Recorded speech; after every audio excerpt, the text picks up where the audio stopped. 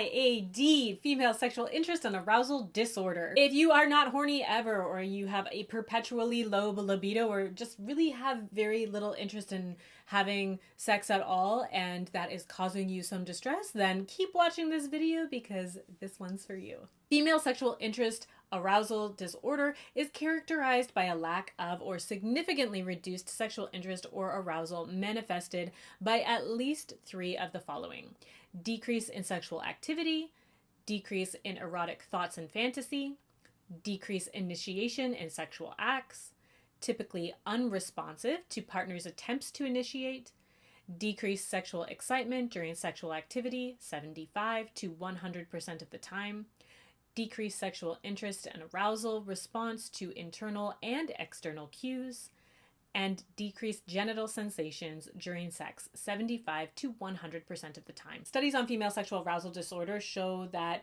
issues with libido as well as sexual arousal vary greatly depending on age, cultural setting, duration of the symptoms, and the presence of distress. There was one study done in 2009 that showed that 3.3% of females between 18 and 44 had issues with sexual arousal, while 7.5% of females 45 to 65 experience the same sorts of issues. However, I have also seen studies that show numbers up to 28% of premenopausal women that experience issues with arousal. And honestly, even that kind of seems low to me. That's surprising to me. And I imagine that that might be because it's incredibly underreported. I mean, this is sort of the erectile dysfunction equivalent in a female body, and yet it gets hardly any attention because sex is still possible. Even with an unaroused vagina, it's still possible. And most cultures normalize women having less interest in sex than men. So if you do have a female body and you are not very interested in sex, we're just like, oh, I guess that's just what's supposed to happen. And so you don't even see this as an issue. However, I think that is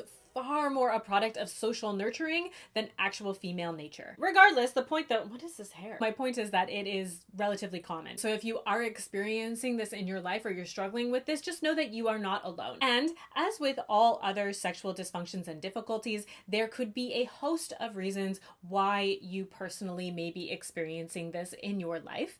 And they range from biological, psychological, sociocultural, intergenerational, and relational factors. All of those do have the potential to be contributing. And that is why with any sexual dysfunction or difficulty, I highly recommend going and talking to a counselor or sex therapist about it to try to get to the root of specifically why this is coming up for you. I actually do one-on-one sex therapy online within North America. So if you do want to talk to somebody about this, please feel free to contact me. My private practice email is listed below, or just any counselor or qualified sex therapist within your area. However, if there's one thing that I see as a main contributing factor in most of the female bodies that come and talk to me about this issue, would be the profound disconnect between our minds and our bodies, or specifically our minds and our vaginas. In many circumstances, we have been conditioned and rewired by our experiences to shut off and stop listening to the messages that are coming from our bodies. And your body is talking to you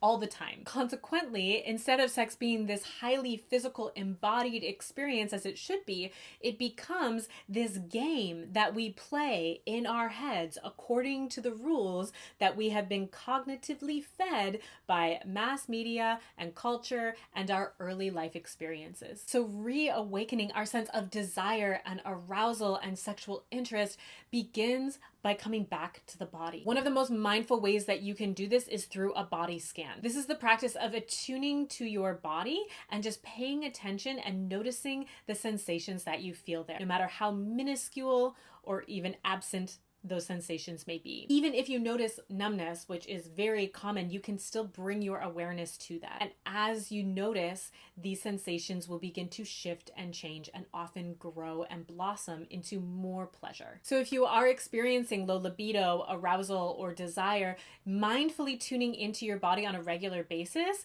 can be so helpful in learning to experience more pleasure and more desire and more arousal within your body, in and out of the bedroom. So I have developed a mindful body scan. There's many that you can listen to online. However, if you would like to use mine, I've attached a link to a guided audio practice that will take you through a full body scan. So click below to download that guided audio practice. And just remember, the first few times you do this practice, you may feel very, very little, and that's incredibly normal. In fact, that's why it's important to do this practice, because you probably won't feel a lot at first. So I would recommend doing this practice on a very regular basis, 3 to 4 times a week or even daily, so that you can track your progress. Give it a try. Seriously, body scans are amazing. It is sometimes the simplest things and the simplest concepts that reap the biggest benefits and rewards. If you have any questions or comments for me, please leave them in the comment section below. Also, we do have a Patreon page, so if you are interested in supporting us so that we can keep creating this free content for you, which we absolutely love to do, that link is also below, so go check out that page. Thank you so much for watching, and until next time, eat, squat, and come.